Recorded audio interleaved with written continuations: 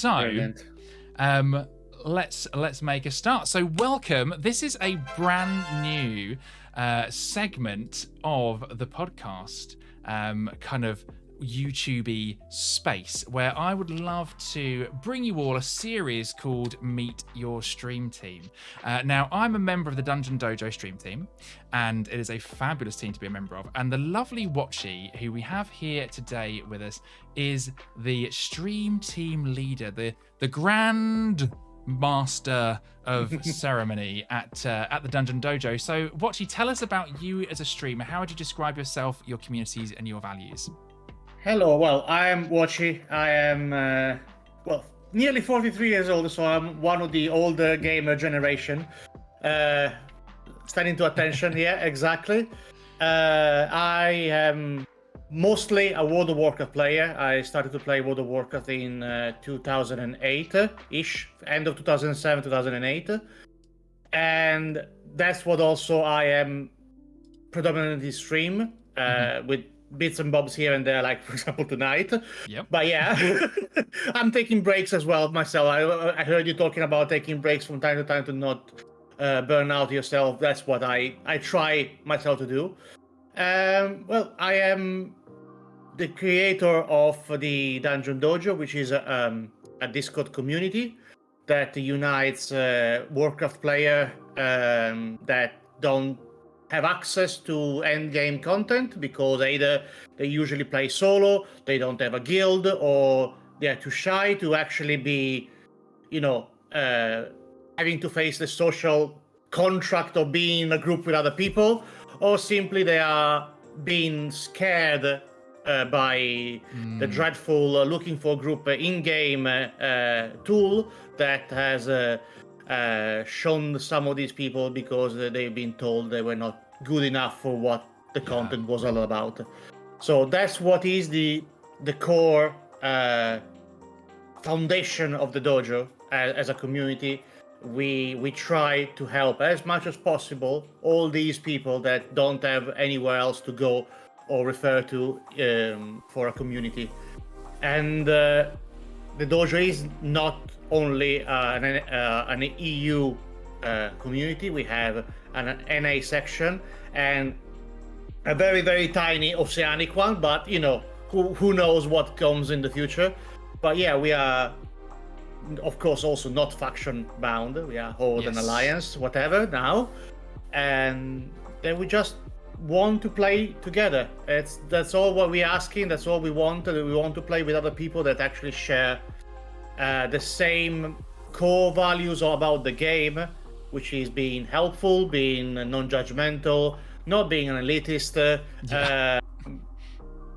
not asking for 20,000 item level for a +2, or ahead of the curve from BFA to actually do a Mythic 0. So that's not what happens here.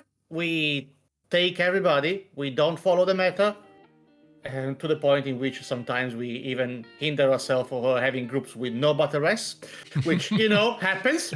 Yeah, but that's part of the fun, though, right? That's part of the challenge. That presents a unique challenge to that group, and I love the fact that it's not beholden to a meta or a stack list or any of that stuff. It is, like you say, it's a community that's about coming together with that shared value of let's just have a go and have some fun and just be nice to each other, which is hard to find in the pug space in World of Warcraft. We've talked about that a little bit today, but before all of that, obviously you started streaming at some point.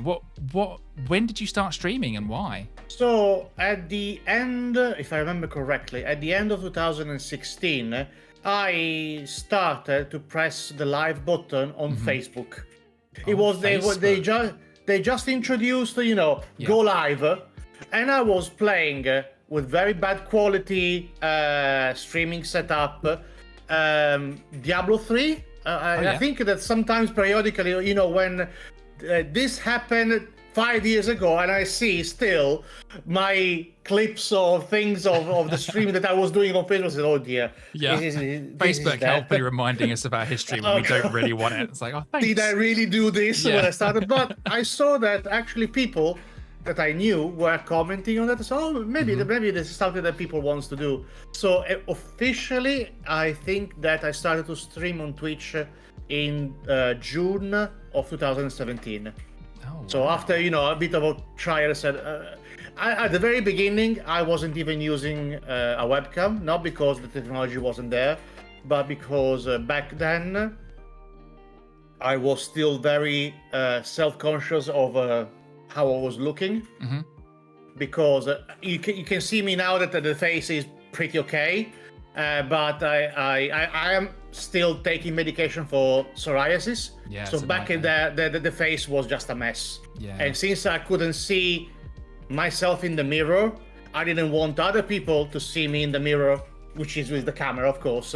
So I didn't have a webcam at all. At the very beginning, even if I have a microphone, so I was literally just playing games and whatever happens. But that's fun. I mean, that's fantastic, and it's great that you had the confidence to click the go live button. You know, that is a thing in the streaming space. I think those of us that have done this for a wee while. I mean, you've done it a lot longer than I have, and having that confidence to push the button is intense. Having then a body confidence issue on top of that is going to make it even harder. So, having been an acne sufferer for the best part of my life, and also having been medicated to resolve the problems, totally understand. It's really, really tough. So you first sort of clicked that button. You were streaming like camera free, talking to your audience on Facebook. What sort of games did you stream then, and what's kind of changed over the years in terms of what you've been into gaming wise? Well, before starting to play World of Warcraft, of course, I played a variety of different games. When I found my place in World of Warcraft, I basically played it for years non-stop, but without playing other stuff, which I kind of regret, because I've missed so many good games because I was just 24/7 into the game, and I missed, for example, the entirety of Mass Effects. Yep, the entirety of Mass Effects completely gone. Dragon Age completely nothing. Same. So I played all of that, and more even so when I met Michelle in World of Warcraft, that basically said that's it. I'm gonna live here. I have nothing else to do. I don't want to do anything else. I just want to be here and play with my wife. Elwyn Forest, and so on. We're moving in. Love it. Yeah, we're just moving in. That's it. My friends were telling me, have you seen this new game? No, I'm raid tonight. Dungeons, raid, right? Dungeons, questing. Fabulous. I love this. But yeah, I have played a lot of other MMOs, because of course you always try to see what happens if World of Warcraft tomorrow dies? What are going to be playing? You always, when there's a new one coming out, you always, okay, let's have a look. Let's look how Rift is. Let's look how this is. Let's look how Guild Wars 2, WildStar, Star Wars The Old Republic, all of them. New World. Did you try New World? I got into that for about a month. I lasted, I think, 3 hours in New World. Oh, wow. Oh, that's short. And I lasted a few weeks. I enjoyed it. The crafting system was great, but it wasn't kind of like, didn't feel like home.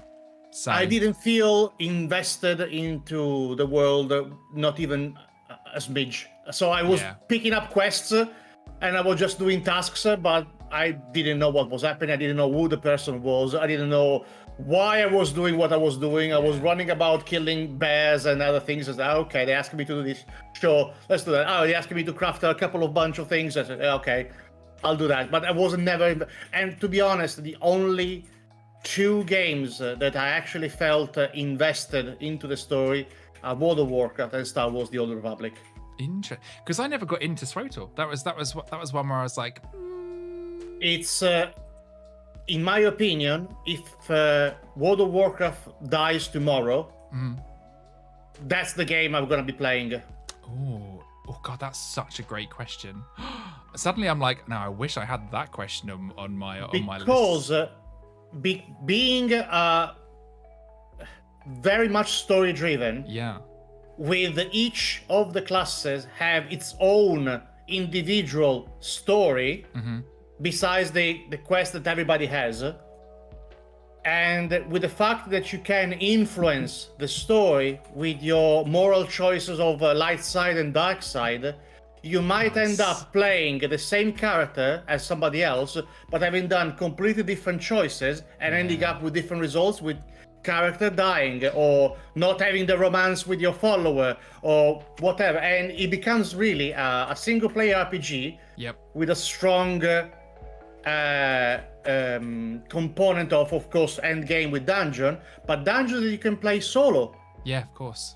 Because you can have your companion being your fourth. Yeah, and they've introduced that to Final Fantasy as well in the last update, where you can dungeon with other people. I kind of, I mean, do you think they'll ever bring something like that to WoW?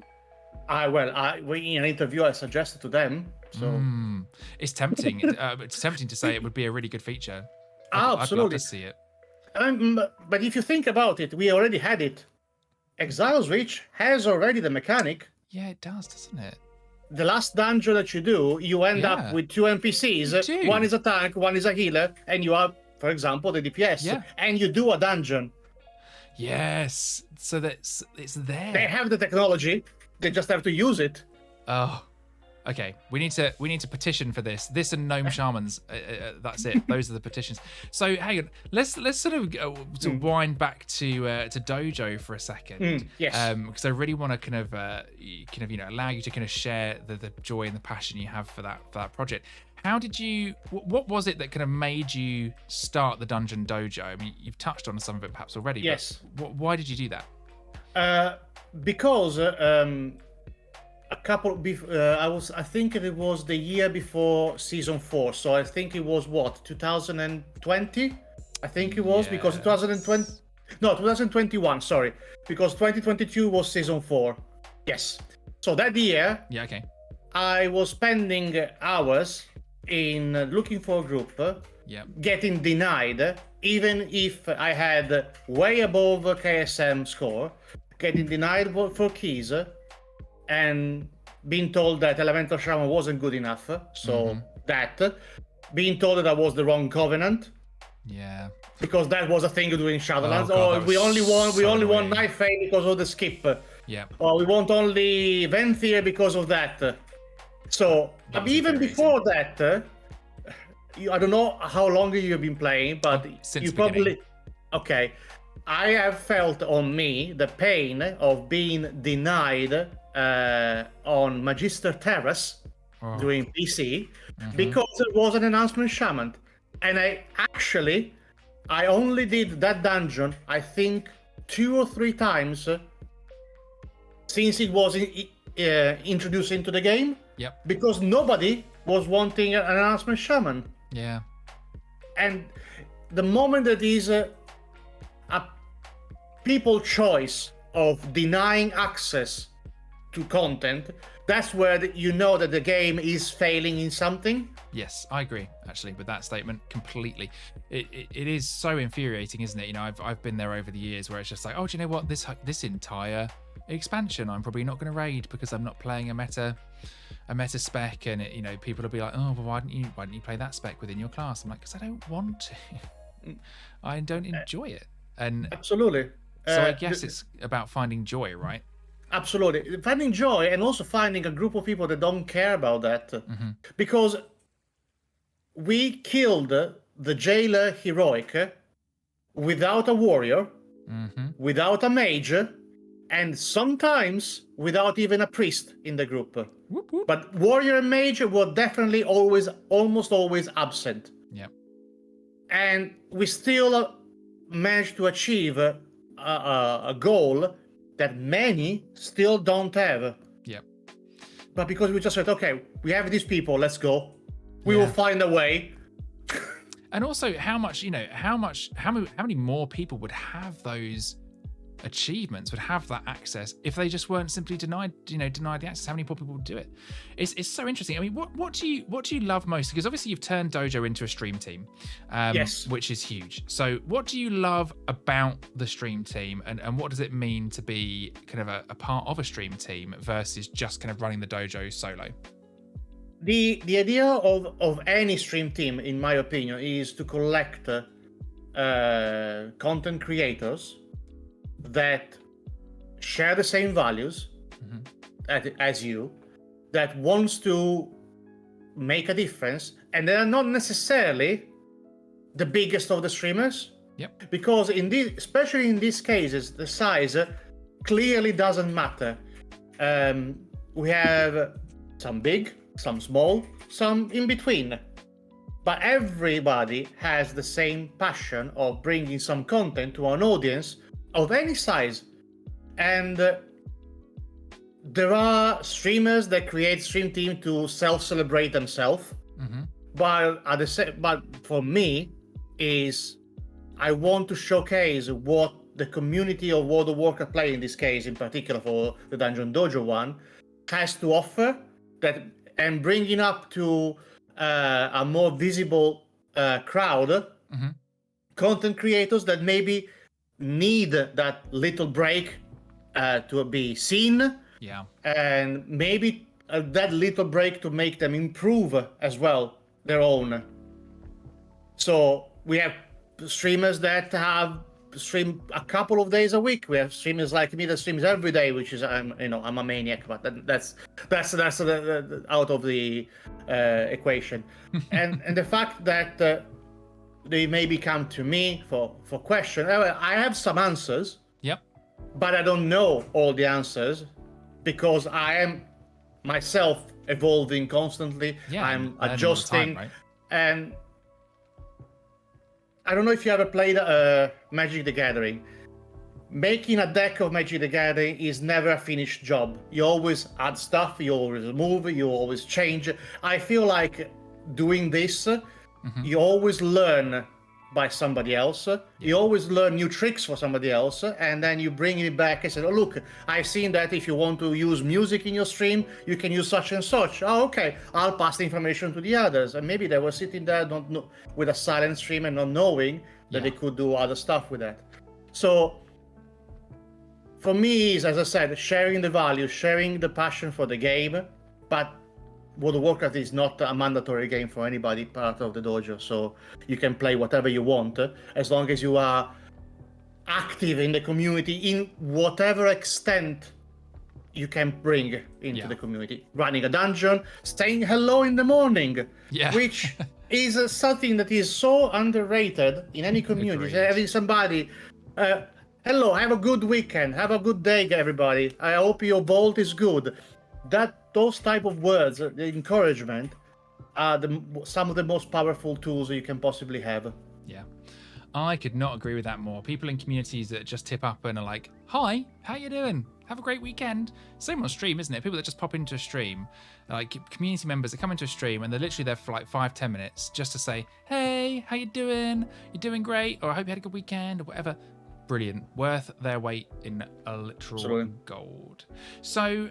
You hinted at this a minute ago. You have a very busy stream schedule. How do you kind of manage that with kind of your in-life responsibilities, everything going on? Is that difficult? Do you find it easy? There are many people that have told me that I probably stream too much. Okay. And I don't give myself enough break, even to do other stuff that are still stream related. I have a day job. I own a tabletop gaming shop here in UK. Whoop, whoop. But I also seen always for me the streaming part of the day as my sitting back and relax, playing some games, like I had somebody around the house, and we're gonna have a chat. We're gonna have a coffee cup, and I play games. You watch. We talk. We have a laugh, then I turn off the stream. Day is over. So for me, has never been, oh, I must stream, or I am so tired, or it is part of my routine. It is a part of my relaxation time. And yes, sometimes I take breaks because maybe it becomes too much. Maybe there's IRL issues that affect the mental health that says, no, tonight it is not good. I'm not gonna be a fun to be around. But to me, the streaming part is the comfy blanket, like somebody in chat is saying. Yes, Is literally the comfy blanket. For me, it is. That's your comfort blanket. Yeah. Yeah. I can't. When I am not online streaming and I'm playing a game, I'm not able to play as long as I can play when I'm streaming. Right. Oh, that's an interesting psychology, isn't it? Like how does that play into how you feel about gaming and how you feel about streaming? I definitely experience a thing of like if I'm playing a game off stream, I'm like, oh, this could be stream content. You know, you're kind of like, why am I doing this when I could be streaming it? Exactly. However, you know, the mental health point, it is really important. I feel like I might be speaking Purple Pixel's words for her, or for them, I should say. But you know, it's really important to protect your mental health as well. And sometimes I do have to do that thing myself, where I'm like, nope, today is a not stream day. I will be playing things that I love, that I wish I was streaming, but I am not doing it, and that is good too. But what would you say is the very best thing about streaming for you? I mean, you've described it as your comfort blanket, but what's the kind of the absolute best bit? For me, the best bit is definitely having that interaction with when it happens, of course, because there might be some streams in which nobody says anything. You just sit here trying to have a conversation and nothing happens in chat, and you just go with the flow at that point. It's literally the fact that whenever, for example, you are discovering something new, there is an immediate response from chat. So, oh, that was cool, or maybe you should be doing this. That sort of interaction that you don't have when you turn up on a game. I'm playing Hearthstone, for example, and I did a great play, and there's nobody there watching it, and said, okay, I didn't press record, I didn't do anything, and this memory is lost forever. Yes. So yeah. I did fantastic games of Fortnite all offline with no recording whatsoever. I said, okay, that could have been a good one. Yeah. Do you ever do that thing where you narrate your gameplay when you're not streaming? Like you talk to Yes. I'm a talky person, so when I'm playing Hearthstone, I always go through all the process. Okay, I need to cast this. I need to put this one. But I narrate myself because that's how my brain is working. Mm-hmm. So I need to speak. This is why this is one of the things that I've heard multiple people say. I tend to raid leader even in mythics, even if the people that I'm playing with know exactly what to do, but I have to remind myself what to do so I can do it. Same. There was a period of time where I was doing the raid calls and I was like, I would be doing the raid calls whether I was on mic or off, because I calmly talk myself through it. That's how I can do the fight. So I don't know, I feel like if I was to ever stream a raid and not be doing the raid calls, I'd still be probably doing the raid calls, or at least be talking, because it's something. Have you had like, what's the worst thing about streaming? What's the thing you find hardest? Have you had any kind of like really tough experiences or things that you're kind of like, okay, that's the hard bit? I mean, I had my dose of trolls coming in chat of different size and shape, but usually I have literally a zero policy. The moment I see something that is not right, I'll just outright ban without saying anything. I don't really have the will and the time to teach people how not to be. I don't know if I can swear, but you can swear. We're all assholes. Here. Yep. Assholes. So literally, I have zero time for doing that. Yeah. And just I ban outright. But I think that the very beginning of the streaming was the worst part for me, because now I'm, without diminishing the new streamers that are coming out, is fairly easy to get affiliate. Yep. And that's the very first step that everybody wants to think they are now the godlike people. Go for it. But when I did it, it took me 3 months to get the affiliate numbers up. Yep. I know that it sounds stupid, but for 3 months I had myself and my wife watching the stream, and sometimes we were getting a third, for the 3 concurrent viewers. Sometimes it was just bots, so they weren't counting. So it took me a long while to get to a level in which, okay, I have subs, and now what? And then the first sub came after another 2 months. I said, okay, but now what?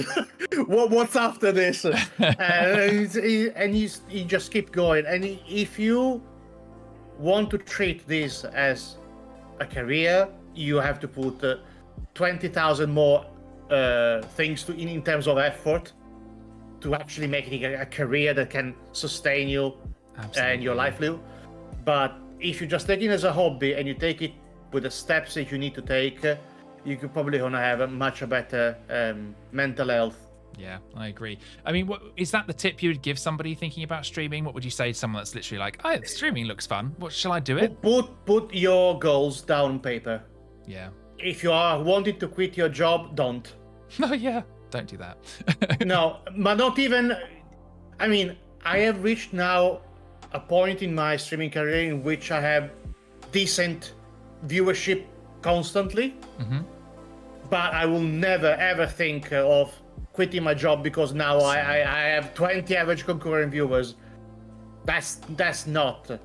Those people that make this step not only have behind them a team of production that can support that to make the big jump and keep the jump alive. Yeah.